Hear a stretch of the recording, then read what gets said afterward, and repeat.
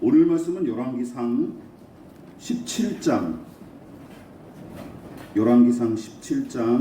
17절부터 끝절 24절까지 제가 가진 성경으로 구약 성경 546페이지 정도 됩니다. 열왕기상 17장 17절부터 24절 말씀까지 찾으신 줄 알고 저와 여러분이 번갈아 가면서 교독하고 마지막 절은 합독하겠습니다. 이 일 후에 그 집주인 되는 여인의 아들이 병들어 증세가 심히 위중하다가 숨이 끊어진지라. 여인이 엘리야에게 이르되 하나님의 사람이여 당신이 나와 더불어 무슨 상관이 있기로 내 죄를 생각나게 하고 또 내 아들을 죽게 하려고 내게 오셨나이까. 엘리야가 그에게 그의 아들을 달라 하여 그를 그 여인의 품에서 받아 안고 자기가 거처하는 다락에 올라가서 자기 침상에 누이고 여호와께 부르짖어 이르되 내 하나님 여호와여 주께서 또 내가 무고하는지 과부에게 재앙을 내리사 그 아들이 죽게 하셨나이까 하고 그 아이 위에 몸을 3번 펴서 엎드리고 여호와께 부르짖어 이르되 내 하나님 여호와여 원하건대 이 아이의 혼으로 그의 몸에 돌아오게 하옵소서 하니 여호와께서 엘리야의 소리를 들으심으로 그 아이의 혼이 몸으로 돌아오고 살아난지라. 엘리야가 그 아이를 안고 다락에서 방으로 내려가서 그의 어머니에게 주며 이르되 보라 내 아들이 살아났느니라. 다같이 여인이 엘리야에게 이르되 내가 이제야 당신은 하나님의 사람이시요 당신의 입에 있는 여호와의 말씀이 진실한 줄 아노라 하니라. 아멘. 예, 말씀의 제목을 같이 한번 읽어보시겠습니다. 자, 시작. 여호와께서 엘리야의 소리를 들으심으로, 여호와께서 엘리야의 소리를 들으심으로라는 제목으로 하나님 말씀 전하도록 하겠습니다. 잘 들으시고 그 지혜와 은혜를 누리시기를 공유하시기를 부탁드립니다. 여호와 하나님을 섬기는 신앙이 유익과 안락을 안겨주기는커녕 도리어 그 믿음 때문에 손해를 입거나 목숨을 잃기도 하던 시대. 그래서 그 믿음을 지키는 것이 괴상한 바보짓처럼 여겨졌던 시대. 아합 왕이 이세벨 왕비의 치맛바람에 휩싸여 북이스라엘을 통치하던 이 시기가 그러했습니다. 물론 하나님을 신뢰하는 믿음의 사람들이 북이스라엘 땅에서 깡그리 사라진 것은 아니었고 베델의 늙은 선지자나 하나님께서 훗날 남겨두셨다고 일러주신 7,000명의 신자들처럼 아합 왕의 우상숭배 정책과 폭압에 밀려 은밀하게 숨어서 믿음을 지키는 이들이 있었어요. 그렇지만 본문의 엘리야처럼 나는 여호와 하나님을 섬기는 그분의 종이다 하고 자신의 신앙을 노골적으로 드러낸 사람은 이제까지 없었습니다. 게다가 엘리야는 베델의 늙은 선지자처럼 자기의 안위를 위해 교묘히 줄타기하거나 7,000명의 신자들처럼 하나님보다 아합을 두려워하며 비겁하게 숨어 지내지도 않았습니다. 그는 북이스라엘은 수년 동안 비와 이슬을 보지 못할 테고 너는 아합에게 내 뜻을 전하라 하는 하나님의 말씀을 듣고 용감히 순종하죠. 또한 이렇게 순종한 직후에는 왕 앞에서 진노하신 하나님의 뜻을 전했으니 이제는 떨쳐 일어나 백성을 모으고 말씀을 가르쳐야겠다 하고 생각할 무렵에는 어떤 일이 벌어지죠? 오히려 그리 시냇가에 가서 숨어 있어라 하는 하나님의 명령에 순종하여 은둔합니다. 그러다가 급기야 이방인의 땅인 시돈의 사르밧에 거주하는 미망인의 집까지 흘러들어가죠.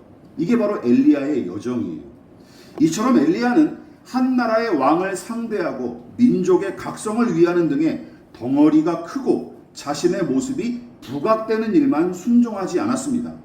바라봐주는 사람이 하나도 없는 곳에도 순종하여 은둔했고 동족에게조차 인정받기 힘든 사람과 이방인과 만나는 일도 기꺼이 순종합니다. 하나님을 섬기는 그분의 종다운 모습이 온전한 순종의 행위로 나타난 것을 여러분 보십시오. 오해하지 마십시오. 엘리야가 하나님의 종답게 순종했던 까닭에 그의 생애가 마냥 허비되거나 소모된 것은 아닙니다. 비록 작고 낮고 천한 곳, 가난하고 연약하며 고독한 처지에 놓였을지라도 말씀하시는 하나님의 음성을 듣고 그분과 시시때때로 교제하는 은혜를 누렸던 것이죠. 이게 세상 어떤 것보다 가장 큰 복이었기에 엘리야는 기뻐하고 만족할 수 있었던 거예요.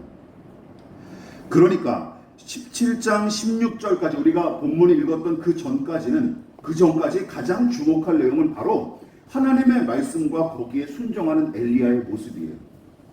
즉 아합과 북이스라엘을 향한 하나님의 경고, 사르밧의 미망인과 그 가족을 구하시려는 하나님의 약속, 무엇보다 한 사람 엘리야를 은혜로 인도하시고 돌보시며 연단하시는 하나님의 그 말씀이 16장까지의 핵심이라는 것이죠. 그런데 17절부터는 그 양상이 이제 완전히 좀 달라집니다.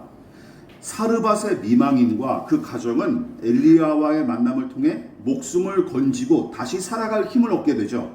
그리고 엘리야도 하나님의 명령대로 그곳에 머물면서 이 기근의 때에 곡식과 그리고 기름과 곡식가루가 떨어지지 않는 기적을 함께 누리죠. 그런데 비극이 벌어지죠. 호사다마라고 하지 않습니까? 이 미망인의 가정에 안타까운 일이 벌어집니다. 곡식과 기름이 끊어지지 않고 계속 공급받는 기적과 은혜를 누렸는데 그녀의 아들이 병들어 심히 앓다가 끝내 숨을 거두는 일이 벌어지는 것이죠. 그전에는 절박한 처지에 놓여서 아들과 함께 동반 자살을 시도했던 여인이었는데 지금은 중병을 앓던 아들이 실제로 목숨을 잃는 일이 벌어진 거예요. 그전까지는 죽을 뻔했던 거죠. 죽지는 않았잖아요. 근데 이제 실제로 아들이 죽는 일이 벌어진 것입니다. 여러분 보십시오. 금쪽 같은 내 새끼가 목숨을 잃었는데 그깟 기름과 곡식가루가 끊이지 않는데 무슨 소용입니까? 그렇지 않습니까? 그전에는 이 기적 때문에 너무나 감사하고 기뻤겠지만 이제는 이 기적도 소용이 없는 거예요. 그래서 아들을 잃은 미망이는 엘리야 선지자를 향해 절규하면서 원통한 마음을 토로하게 이르죠. 이렇게 토로하죠. 18절 시작. 여인이 엘리야에게 이르되 하나님의 사람이여 당신이 나와 더불어 무슨 상관이 있기로 내 죄를 생각나게 하고 또 내 아들을 죽게 하려고 내게 오셨나이까. 여러분 우선 이 여인이 뭐라고 얘기해요? 하나님의 사람이여 어째서 나에게 이렇게 하셨습니까? 라고 대꾸하는 거예요. 내 죄를 생각나게 하고 내 아들을 죽이려고 이곳까지 오셨습니까? 현대인의 성경은 이렇게 번역했어요. 엘리야가 찾아온 것은 원래 무슨 목적 때문이었어요? 이 여인과 가정을 살리기 위해서 온 거 아닙니까? 그리고 살려줬어요. 실제로 하나님의 기적을 베풀어서. 그런데 지금 이 여자가 뭐라고 얘기하는 거예요? 우리 아들을 죽이려고 여기 왔습니까? 라고 따져 묻는 거예요. 먹을 것이 없어서 아들과 함께 죽으려고 작정했던 그 위기의 순간에 찾아와서 다시 살아가게끔 도운 사람이 엘리야 아닙니까? 그런데 지금 그녀는 엘리야가 이 비극의 원인인 것처럼 시비를 걸고 그에게 책임을 전가하고 있는 거예요. 이 얼마나 무례하고 배은망덕한 발언입니까? 그렇지 않습니까? 게다가 그녀의 말은 그 자체로 모순일 뿐더러 이치에도 어긋납니다. 그렇지 않습니까? 엘리야가 왔다고 죽은 걸까요? 그런 건 아니잖아요. 그러나 상실의 고통으로 몸부림치는 어미의 괴로운 처지를 생각하면 그녀의 이 말을 마냥 손가락질하며 비판하기도 애매한 게 어려운 게 사실입니다. 그래서 엘리야도 절규처럼 내뱉은 그녀의 말에 대꾸조차 하지 않고 어떻게 하죠? 오히려 잠잠히 침묵하다가 아이의 시신을 자기 침상에 누이고 부르짖어 기도할 뿐입니다. 자기도 그렇게 생각했기 때문이에요. 반쯤은. 야 진짜 내가 와서 이런 일이 벌어진 건가? 라고 생각했던 것이죠. 누구나 그렇지 않습니까? 엘리야의 입장도 난처하기 이를 데 없었을 테고 아이의 엄마만큼은 아닐지라도 그 역시 심히 괴로웠을 테죠. 그래서 엘리야는 절박하고 안타까운 마음을 담아 부르짖어 기도하기 시작했고 간곡히 기도하는 엘리야의 모습과 그 내용이 바로 20절과 21절에 이렇게 드러납니다. 자 보십시오. 눈으로 한번 보시기 바랍니다. 같이 읽어볼까요? 그냥 시작. 여호와께 부르짖어 이르되 내 하나님 여호와여 주께서 또 내가 우거하는 집 과부에게 재앙을 내리사 그 아들이 죽게 하셨나이까 하고 그 아이 위에 몸을 3번 펴서 엎드리고 여호와께 부르짖어 이르되 내 하나님 여호와여 원하건대 이 아이의 혼으로 그의 몸에 돌아오게 하옵소서 하니 엘리야의 기도로 처음에는 엘리야의 기도를 잘 보십시오. 미망인의 절규와 크게 다르지 않습니다. 이 전반부의 기도는 말이죠. 요지가 무엇이죠? 하나님, 왜 이 미망인의 집에 재앙을 내려 그녀의 아들을 죽게 하십니까? 라는 거예요. 또한 왜 하필이면 제가 여기 머물고 있을 때 이런 재앙이 일어납니까? 게다가 제가 검색해서 이곳으로 온 게 아니라 하나님께서 명령하고 인도하셔서 여기 온 거 아닙니까? 그런데 왜 이런 일이 벌어집니까? 무엇보다 당신께서 이 비극을 허락하고 막지 않으셨으니 저나 이 여인의 책임이 아니라 전적으로 하나님의 책임입니다 하고 얘기하고 있는 거예요. 이게 바로 20절의 내용입니다. 엘리야의 기도의 전반부의 내용이에요. 그리고 21절은 거기 더 나아가 죽은 아이를 살리기 위해 몸부림치는 내용이 이제 담겨져 있는 것이죠.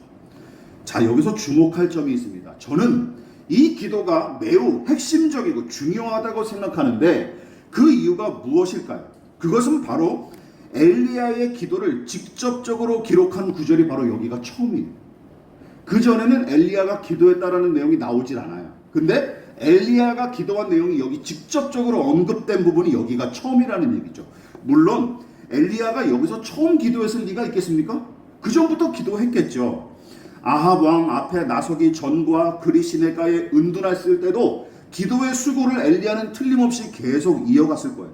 예를 들면 노골적으로 우상 숭배를 저지르는 왕과 왕비의 회개 그리고 심판을 위해 위정자의 죄악과 부조리를 모른 채 하며 그 장단에 춤을 추는 이 백성을 돌이키시고 여호와 하나님을 향한 믿음과 회복되기를 바라며 예배가 회복되기를 바라면서 그리고 하나님의 징계로 임한 기근과 가뭄을 백성과 그리고 자기 자신이 잘 견디고 극복하도록 하나님께서 허락하신 믿음을 잘 지키고 자신에게 허락하신 사명을 온전히 완수할 용기와 힘을 얻게끔 그도 예수님처럼 힘쓰고 애써 더욱 간절히 기도했을 것입니다.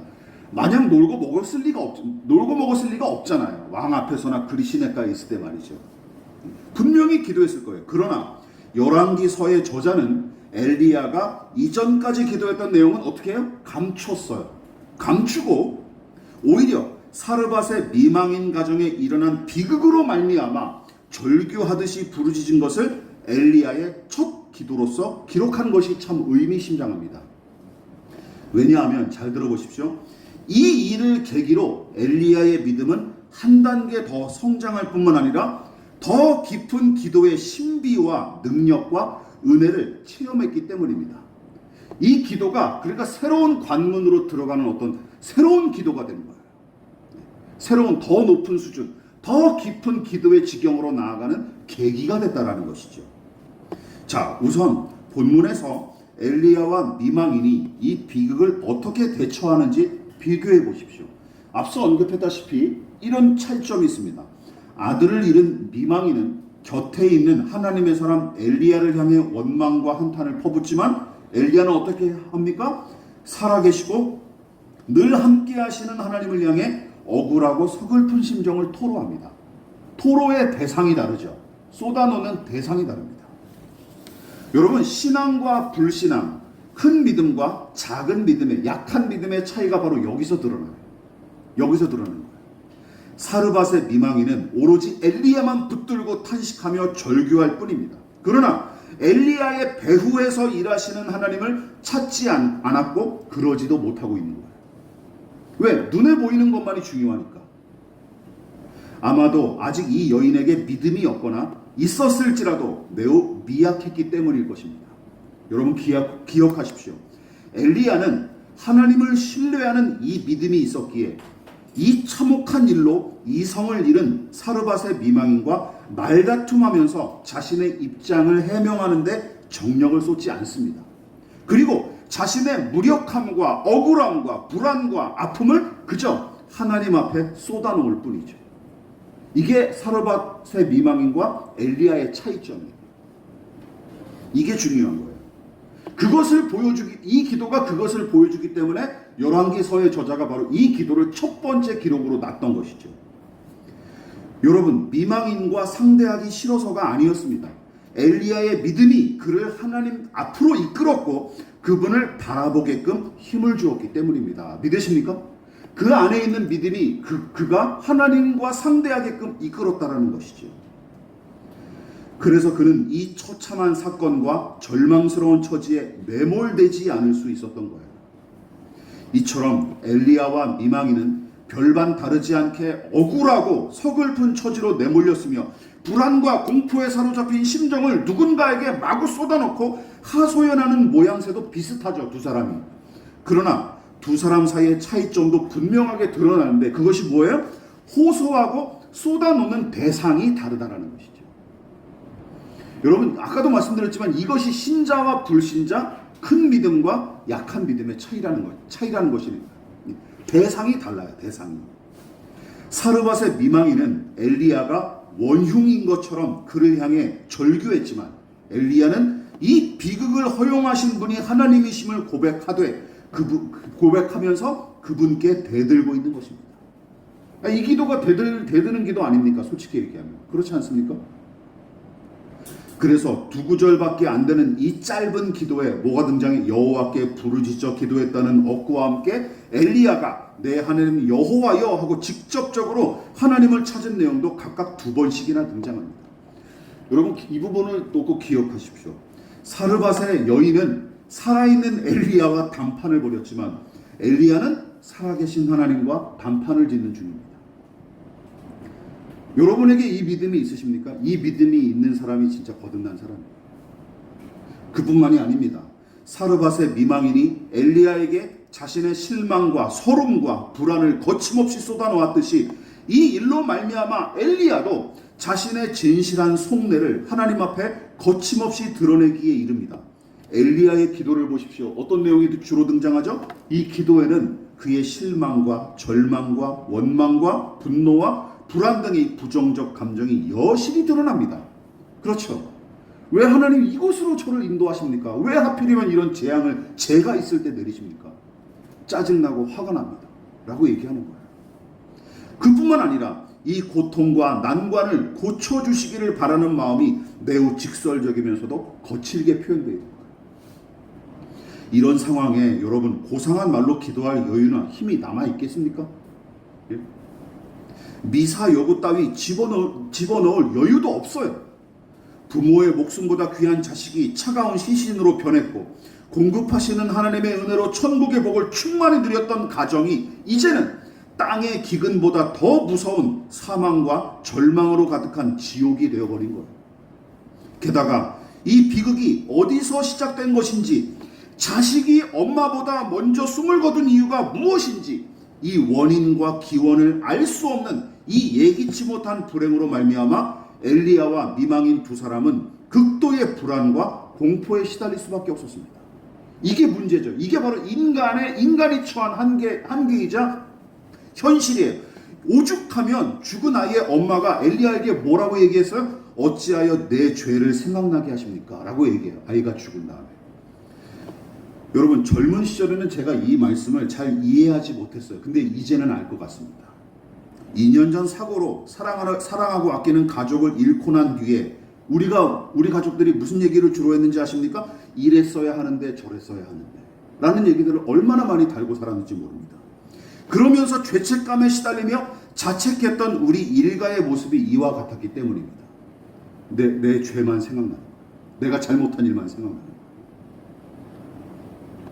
어쨌든 인간은 불행하고 고통스러운 일을 만나면 본능처럼 이 고통과 불행의 원인이 무엇인지 따지기 시작하는 거예요. 왜 그런지 아십니까? 그렇다면 인간이 자신에게 닥친 이 고통의 원인을 찾고 또 밝히기 위해 몸부림치는 이유가 무엇일까요? 잘 들어보십시오. 갑작스럽게 들이닥친 이 불행과 사달의 인과관계와 원인을 분명하게 밝혀냄으로써 예기치 못한 불행에 대한 공포와 불안감을 조금이라도 덜어내고 싶기 때문입니다.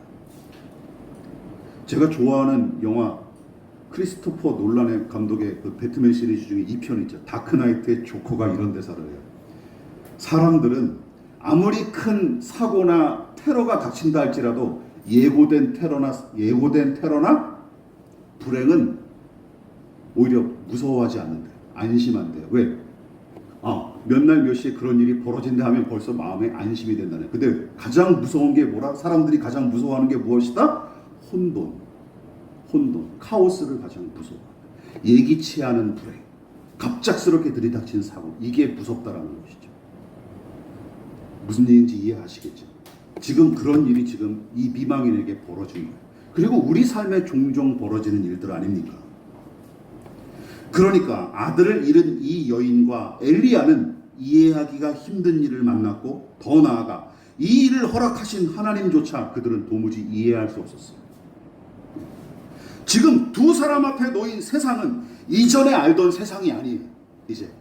이전에 알던 세상이 아니에요.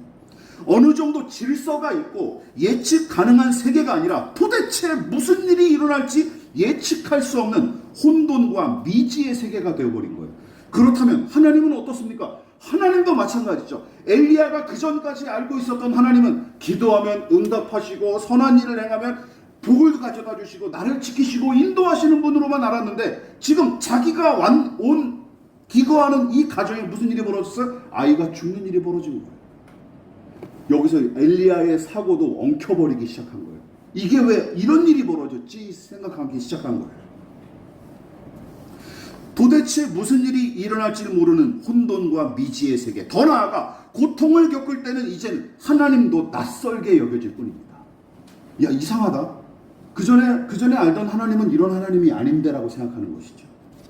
재산과 가축은 물론이고 10명의 자녀마저 한꺼번에 잃었던 욥의 아내는 남편 욥을 향해 뭐라고 얘기했습니까? 하나님을 욕하고 죽어라. 욥기서 2장 9절에 나와요. 하나님을 욕하고 죽어라 하고 분노하며 저주했지만 정작 욥은 뭐라고 대꾸합니까? 하나님께 좋은 것을 받았으니 나쁜 것도 기꺼이 받읍시다 하며 믿음으로 대꾸했을 뿐입니다. 그런데 그 고백도 잠시뿐 거대한 상실의 고통에 휩싸였던 욥은 끝내 다음과 같이 토로해요. 뭐라고 얘기합니까? 욥기서 3장 시작. 내가 두려워하는 그것이 내게 임하고 내가 무서워하는 그것이 내 몸에 미쳤구나. 나에게는 평온도 없고 안일도 없고 휴식도 없고 다만 불안만이 있구나 라고 대답합니다. 여러분, 이게 인간의 모습이에요. 믿음이면 무슨 일이든 다 긍정적으로 바라보게 되고 무조건 내 안에 기쁨이 샘솟으실 것 같습니까? 그거 잘못 배우신 거예요. 잘못 배우신 거예요. 본문의 아들을 잃은 여인은 욥이 고백한 말과 똑같이 엘리야에게 매달린 것이고, 엘리야도 하나님 앞에 욥과 같은 심정으로 지금 호소하고 있는 셈입니다. 고통을 겪을 때는 하나님도 낯설게 여겨지는 까닭에 그분의 존재가 평안과 위로가 되기보다 불안하고 두려운 분으로 와닿기 마련이에요. 그걸 겪어보셨습니까 혹시? 저는 2년 동안 생생하게 겪었습니다. 그런데도 우리가 기억해야 되고, 본문의 엘리야는 전혀 예기치 못한 일은 물론이고 고난까지 허락하신 이 낯선 하나님을 여전히 선하고 의로운 분이자 만물과 만사를 주관하시는 분으로 여전히 의지하고 믿을 만한 분으로 여기고 기도의 끈을 놓치지 않습니다. 이게 핵심이에요. 바로 엘리야의 기도가 이것을 보여주기 때문에 열왕기서의 저자가 이 기도를 맨 첫 번째 기록에다 놓은 거예요. 참 아이러니한 일이죠. 여러분, 지금 엘리야와 사르밧의 미망인은 하나님께 매우 실망했고 이해할 수 없는 고난을 허락하신 이 하나님으로 말미암아 큰 고통과 불안을 겪고 있는 중입니다. 그런데도 엘리야는 하나님을 향한 믿음과 소망을 포기하지 않았고 오히려 다른 때보다 더 간절히 부르짖어 기도하며 하나님의 은혜를 구합니다. 하나님 좀 살려주십시오. 이 아이를 살려주십시오 하면서 기도하는 것이죠. 다 이해하고 알기 때문에 사랑하고 신뢰하는 것이 아닙니다. 여러분, 하나님을 다 이해하지 못하고 그분에 관해 온전히 알 수 없을지라도 기도할 수 있는 이유는 무엇입니까? 하나님을 사랑하는 믿음이 그분을 향한 소망과 신뢰를 잃지 않도록 신자에게 힘을 주기 때문입니다. 믿으십니까? 이 믿음이 그만큼 힘이 센 거예요. 제가 2년 동안 누렸던 이 은혜가 바로 여기에 담겨져 있습니다. 제가 2년 전에 이 설교를 했다면 설교 내용은 그냥 완전히 달랐겠지만 이 시기를 지내면서 한 주간 동안 이 설교를 준비하다 보니 완전히 다른 방향이 되어버렸습니다. 여러분 기억하십시오. 물론 자신의 바람과 기대가 이루어지기를 바라며 신께 비는 것이 기도의 본질이지만 우리의 기도는 그 수준에서 안주하면 절대 안 됩니다. 기억하십시오. 하나님이 우리의 소원과 그 성취보다 더 중요합니다. 믿으십니까? 하나님이 더 중요해요. 우리의 기도의 응답이나 기도를 통해서 우리가 얻어내는 것보다 더 중요한 것은 하나님이세요. 믿으십니까? 이것이 우리 기독교 신앙이에요. 그 좋은 본보기가 다윗의 고백에 분명하게 드러납니다. 다윗은 사르밧의 미망인보다 더 모진 인생을 살았고 그랬을지라도 그는 하나님께 대한 그럴 때라도 다윗은 하나님에 대한 실망과 의심을 숨기지 않았어요. 뭐라고 고백합니까? 시편 22편 시작. 내 하나님이여 내 하나님이여 어찌 나를 버리셨나이까. 어찌 나를 멀리하여 돕지 아니하시오며 내 신음소리를 듣지 아니하시나이까. 다윗이 고백한 내용입니다. 다윗의 기도는 마치 20절에 기록된 엘리야의 기도를 옮겨 놓은 것처럼 보입니다. 이 부분만 같은 게 아니에요. 다윗도 엘리야가 죽은 아이를 살려주십사 하나님께 매달렸던 것처럼 결국은 그도 하나님과 그 은혜만이 소망이자 신자의 궁극적인 목적임을 알았기에 의심의 파도와 원망의 홍수가 밀려올지라도 일부러 기도의 불을 끄는 짓 따위 하지 않았어요. 22편 18절 19절 읽어보겠습니다. 시작. 여호와여 멀리하지 마옵소서. 나의 힘이시여 속히 나를 도우소서. 원래 순서라면 1절에 이 같은 마음을 가지고 있으면 기도가 됩니까 안 됩니까? 상대하기도 싫어요. 인간 대 인간으로 보십시오. 나를 멀리 떠나버리고 나를 멸시하는 상대를 만나면 여러분 그 사람에게 또 계속 매달리고 싶습니까? 그렇지 않잖아요. 대접한 대로 대접받는 게 아닙니까? 그게 원래 이치잖아요. 나를 잊으시고 버리신 것 같은 하나님. 그래서 이제는 너무 멀리 계시거나 숨어 계신다고 생각할 수밖에 없는 이 하나님. 나의 간절한 기도와 심경은 신음소리조차 듣지 않으시는 하나님. 너무 큰 아픔과 기나긴 고통을 겪어본 신자라면 누구나 수없이 고민해봤을 하나님에 관한 생각들입니다. 본문의 엘리야와 사르밧의 미망인이 지금 그 처지에 놓여 구둣발에 밟힌 지렁이처럼 상실과 실패의 고통에 꿈틀거리고 있는 중입니다. 그리고 엘리야는 사망의 그늘에 드리워진 그 고통의 현장 한복판에서 낯선 세상과 낯선 하나님을 마주하는 중이에요. 그래서 이 기도가 중요한 겁니다. 이 기도가. 그리고 엘리야가 마주했던 낯선 세상과 낯선 하나님을 신실한 믿음의 사람들은 한 사람도 예외 없이 마주하고 통과했다는 사실을 저와 여러분들은 기억해야 될 줄 믿습니다. 아들을 제물로 바치도록 요구하신 괴상한 하나님을 마주했던 아브라함. 처음에는 아버지의 사랑을 독차지하고 멋진 꿈을 꾸게 하시더니 성인이 되기도 전에 노예와 죄수 신세로 몰아붙이신 가학증 환자 같은 하나님을 마주했던 요셉. 기름 부음을 허락하셨으나 왕의 자리가 아닌 광야와 굴속으로 처박으신 하나님을 만난 다윗 등등. 언급한 사람들만 이 정도고 더 무수히 많은 사람들이 똑같았어요. 낯선 세상, 낯선 하나님을 만납니다. 무엇보다 마지막으로 예수께서 매달리셨던 십자가의 자리를 생각해 보십시오. 아버지와 완전한 연합을 이루시고 아버지의 사랑과 기쁨으로 충만하셨던 아들 예수님이 저주와 사망의 십자가 위에 매달려 당신을 외면하고 심판하시는 낯선 하나님을, 낯선 아버지를 처음 만나시는 거죠. 무섭지 않습니까? 한 번도 만난 적이 없는 그 성부 하나님을 지금 아들 예수님이 십자가 위에서 심판하시는, 외면하시는 하나님을 처음 만나십니다. 그렇지 않습니까?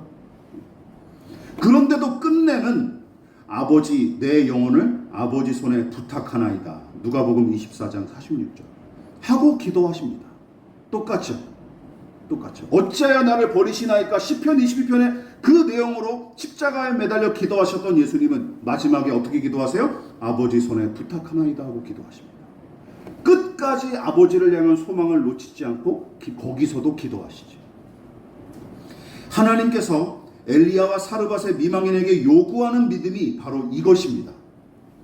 착한 사람이 고통을 겪고 악당이 호의호식하는 세상, 정직한 사람이 바보 취급당하고 권모술수에 능한 사람이 대접받는 이 낯선 세상 말이죠. 참혹하고 끔찍한 일들이 난무하도록 허락하시며 종종 그것으로 우리를 몰아넣으시고 낯설게 다가오시는 하나님은 우리가 거기서 당신을 더 깊이 만나고 알아가기를 간절히 원하고 계십니다. 믿으십니까? 거기서 만나기를 원하시는 거예요. 바벨론의 침략으로 나라가 다 망해가는 판국에 나타나신 하나님이 선지자 예레미야에게 요구하신 것이 무엇입니까? 우리 마지막으로 읽어볼게요. 시작. 이를 행하시는 여호와, 그것을 만들어 성취하시는 여호와, 그의 이름을 여호와라 하는 이가 이같이 이르시되 너는 내게 부르짖으라. 내가 내게 응답하겠고 내가 알지 못하는 크고 은밀한 일을 내게 보이리라. 그래도 너는 내게 부르짖어 기도하라. 내가 알지 못했던 것을 알게 하고 보여주마. 여기에 나라와 민족의 해방이나 선지자의 안락 등은 언급조차 없습니다. 그렇죠? 다만 하나님을 더 아는 것, 그분의 뜻을 더 깊이 헤아리는 것만 있을 뿐입니다. 본문의 엘리야는 예레미야에게 말씀하셨던 것처럼 하나님께 부르짖었고 하나님은 이 말씀의 약속처럼 그에게 죽음까지 이기시는 당신의 영광과 권능을 완연하게 나타내 주십니다. 하나님이 어떤 분이신가? 그전에는 죽은 자를 살리시는 하나님을 만난 적이 없었어요. 엘리야가. 그렇지 않습니까? 근데 이 일을 통해 그가 그 하나님을, 낯설게 여겨졌던 그 하나님을 더 깊이 만나게 되는 계기가 된 것이죠. 그러므로 지금 서 있는 믿음의 자리와 그 수준에서 여러분 절대 안주하지 마십시오. 시내 산에 흑암으로 기꺼이 향했던 모세처럼 풍랑이 몰아치는 바다 위를 걸으려던 베드로처럼 우리도 낯설고 두려운 그곳을 향해 믿음의 발을 내디딜 필요가 있는 것입니다. 믿으십니까? 내디뎌야 되는 거예요. 그리고 주께서 원래는 당신의 사람들을 그곳으로 인도하십니다. 흑암으로, 풍랑 속으로 말이죠. 불안하고 두렵겠죠, 물론. 그렇지만 기억하십시오. 안심하십시오. 왜냐하면 모세가 흑암 속으로, 베드로가 바다 위로 향할 수 있었던 이유는 무엇입니까? 하나님이, 그리고 예수님이 거기 계셨기 때문입니다. 믿으십니까? 거기도 함께 계셨기 때문에, 기다리고 계셨기 때문입니다. 그러므로 어떤 처지에 놓였든지 하나님을 향한 신뢰와 소망을 잃지 말고 기도하십시오. 불안에 떨고 원망과 불평을 내뱉더라도 기도하십시오. 그래도 기도하십시오. 며칠 전 어떤 분과 통화하면서 그런 얘기, 제가 좀 더 마음이 좀 더 믿음이 차고 그리고 마음이 좀 더 깨끗해져야 기도도 하고 예배도 드릴 수 있을 것 같은데, 그러면 언제 예배하고 기도합니까? 그냥 나오고 기도하세요. 그냥 하나님께 욕을 해도 괜찮으니 기도하십시오 라고 얘기했습니다. 예, 그게 맞는 거예요. 원망과 불평을 내뱉더라도 기도하십시오. 하나님께서 그 기도를 들으시고 선하게 응답하실 줄로 믿으십시오. 하나님과 그 뜻을 더 깊이 알아가고 헤아리는 은혜를 저와 여러분 모두 충만히 누릴 수 있기를 진심으로 축원을 드리겠습니다. 기도하겠습니다. 지금은 우리를 위하여 십자가에 몸부려 피 흘려 돌아가신 예수 그리스도의 한량없으신 은혜와 하나님 아버지의 지극하신 사랑하심과 성령 하나님의 영원한 사귐이 언제 어디서나 있는 모습 그대로, 그리고 항상 기도하기를 결단하여 겸손히 머리 숙인 사랑하는 성도들의 머리 위에, 저들의 가정과 직장과 사업장과 학업과 장래 가운데 이 나라의 민족과 한국교회와 저 북녘의 동포들과 세계와 열방 가운데 지금부터 영원히 함께 하시기를 간절히 축원하옵나이다. 아멘.